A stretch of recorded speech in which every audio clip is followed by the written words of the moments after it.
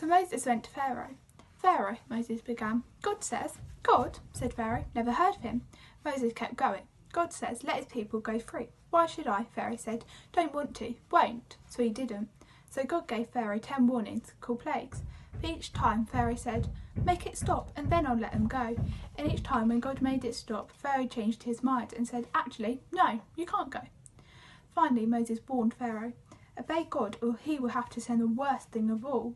Pharaoh just laughed.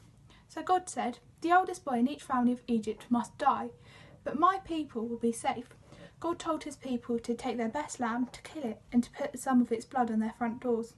"When God passes over your house," Moses explained, "God will see the lamb and know that that lamb died instead of you."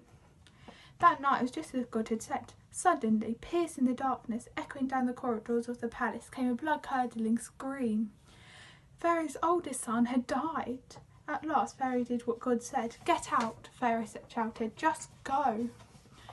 And so that very night, Moses and God's people fled out of Egypt and out of slavery. They were free at last.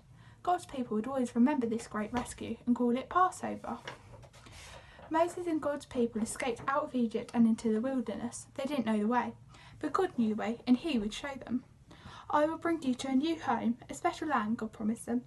"I will look after you. I am with you." God led his people through the desert to the edge of a great sea.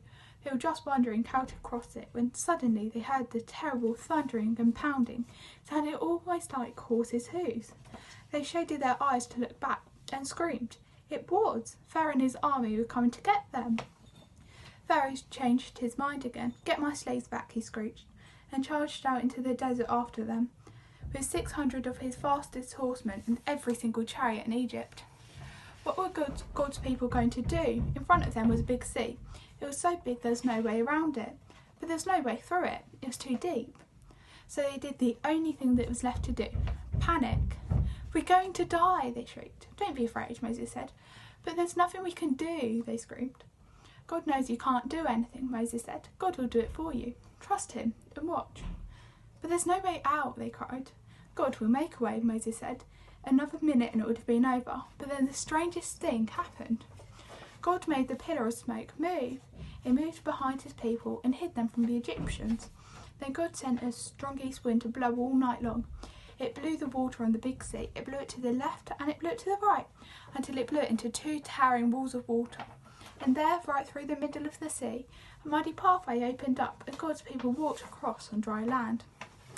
When the Egyptians tried to follow, the walls of water crashed back down on them and swallowed them up.